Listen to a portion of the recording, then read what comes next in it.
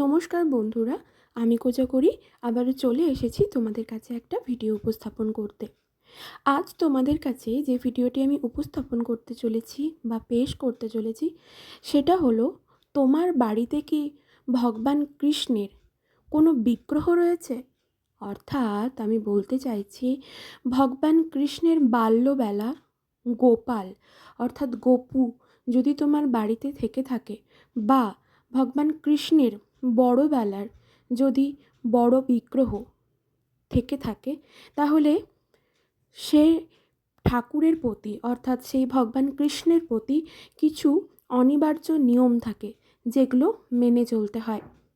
ছোট্ট ছোট্ট নিয়ম, খুবই সামান্য নিয়ম, যেইগুলো ভুল করলে আমরা নানান রকম বিপদের সম্মুখীন হতে পারি, যেগুলো ভুল করেও আমাদের করা চলবে না। আমরা প্রায় সময় তা করেই থাকি, অর্থাৎ আমাদের প্রায় সময় এরকম ভুল কোনো না কোনোভাবে অনেকের হয়ে যায়। কেন করা চলবে না সেই ভুল, কি কি নিয়ম আছে যেগুলো অবশ্যই মেনে চলতে হবে, সেইগুলোই তোমাদের সাথে আজ শেয়ার করব। সমস্তটাই জানাবো বন্ধুরা, একটু ধৈর্য ধরে ভিডিওটি পুরোটা দেখো, তোমরা উপকৃত হবে। সমস্তটাই বলবো, তবে চলো তার আগে আমার চ্যানেলের ইন্ট্রোটা দিয়ে ফেলি। যারা ইউটিউব থেকে দেখছো তাদেরকে জানাই আমি ওমের মা চ্যানেল থেকে সবাইকে সুস্বাগতম। আশা করি সকলে খুব ভালো আছো, সুস্থ আছো। আর যারা আমার ফেসবুক পেজ কোজাগরি ঘোষ এইখান থেকে ভিডিওটা দেখছো, তাদেরকেও সুস্বাগতম জানাই। ভিডিওটি ভালো লাগলে একটা লাইক আশা করব, শেয়ার করে দিও আপনজনদের সাথে।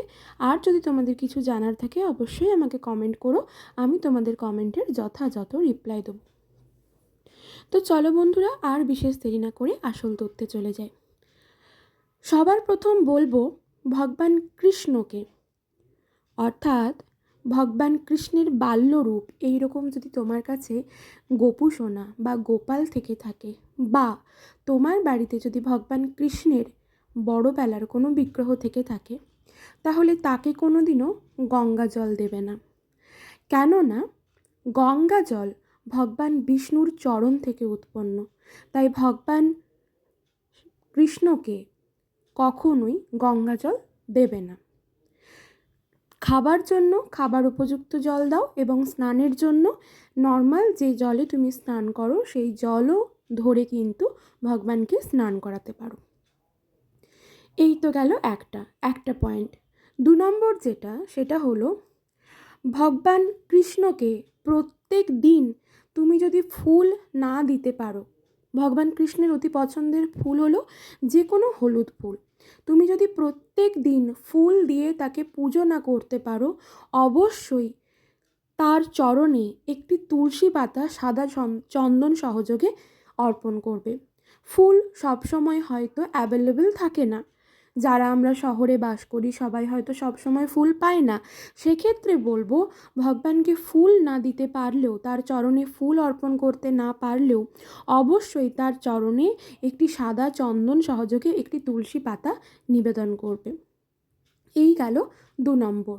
3 নম্বর, এইগুলো খুবই ছোট ছোট জিনিস, সবাই জানো, আবার অনেকে ভুলেও যেতে পারো বা ভুলও করতে পারো, সেই জন্য তোমাদেরকে জানিয়ে দিলাম। ভগবানকে যখন ভোগ নিবেদন করবে, ভোগে অবশ্যই তুলসী পাতা দেবে, ঠিক আছে?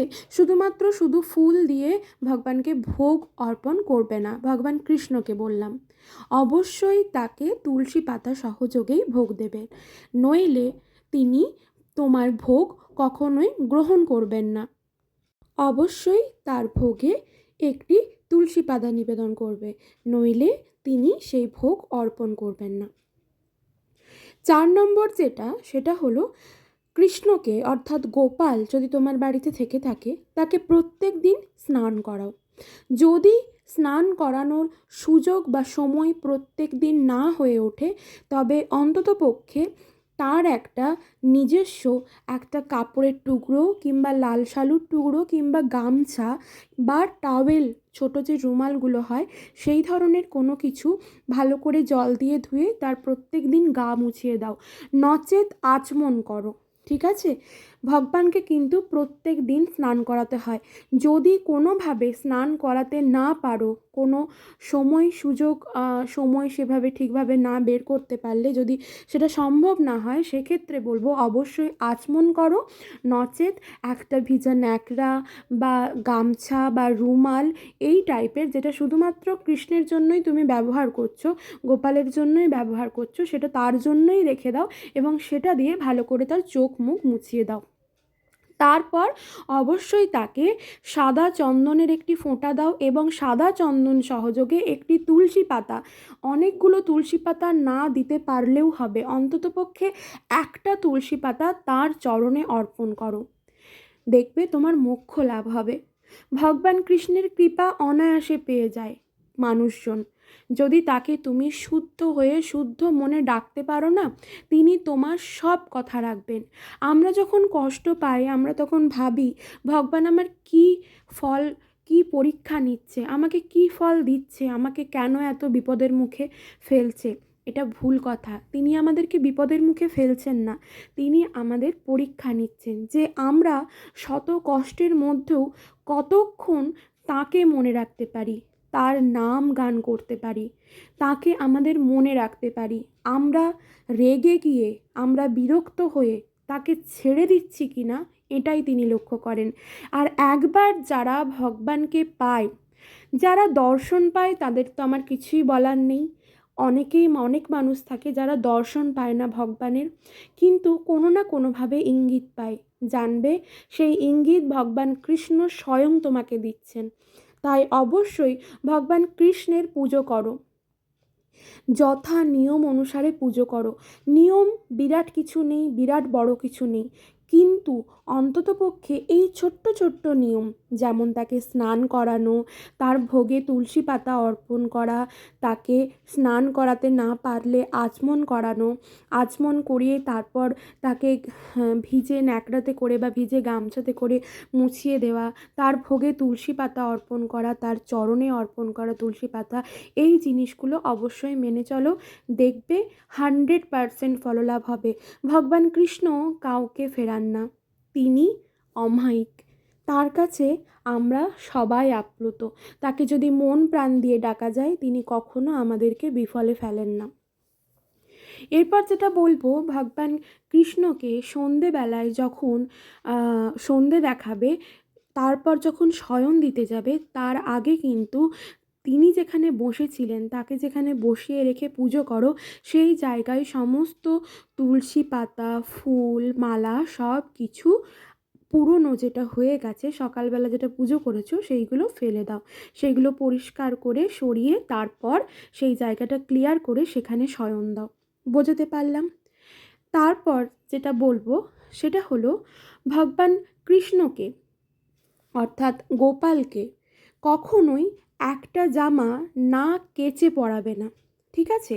এক্ষেত্রে অনেকের মনে হতে পারে যে গর্জাস যে ধরনের জামাগুলো আমরা গোপালকে পরানোর জন্য কিনি, সেইগুলো তাহলে কি করব, সেইগুলো তো কেচে ফেললে নষ্ট হয়ে যাবে। সেক্ষেত্রে তুমি জামাটা গঙ্গা জল দিয়ে শুদ্ধ করে নাও। বোঝাতে পারলাম?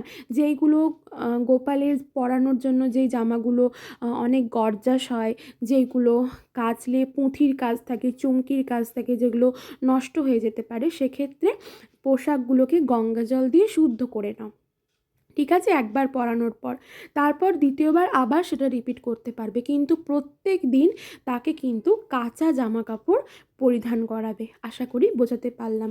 এবং তোমাদের তার সাথে আরও একটা কথা বলি, ভগবান কৃষ্ণের চরণে তো তুলসী পাতা নিবেদন করবেই, তার সাথে ভগবানের বুকের মধ্যে সাদা চন্দন সহযোগে একটি তুলসী পাতা নিবেদন করবে। এবং সর্বশেষ যেটা বলবো, কখনোই ভুল করেও ভগবানকে স্নান করানোর সময় তার পিঠ দর্শন করবে না, কারণ কৃষ্ণের পিঠে থাকে অধর্ম। তাই এক্ষেত্রে স্নান করানোর সময় যখন পিঠের দর্শন হয়ে যাবে, এটা তো হয়ে যায় স্নান করানোর সময়, সেক্ষেত্রে তুমি তার পিঠে রাধা নাম লিখে রাখো। এক্ষেত্রে মোক্ষ লাভ হয়, কারণ ভগবান কৃষ্ণের অতি পছন্দের এবং কাছের যিনি, তিনি হলেন স্বয়ং রাধা রানী। তাই এই ছোট্ট ছোট্ট টিপসগুলো তোমাদের সাথে শেয়ার করলাম। আশা করি ১০০-র মধ্যে ৯৫ জন মানুষ এইগুলো জানো। তবে যারা জানো না, যে ৫টি মানুষ জানো না, তাদের জন্যই এটা শেয়ার করলাম। ভিডিওটা ভালো লাগলে একটা লাইক করে দাও, শেয়ার করে দাও, কমেন্ট করে জানিও যদি কিছু জানার থাকে। আর ভিডিওটা দেখা কমপ্লিট হলে একবার বলো হরে কৃষ্ণা, রাধে রাধে। সকলে ভালো থেকো।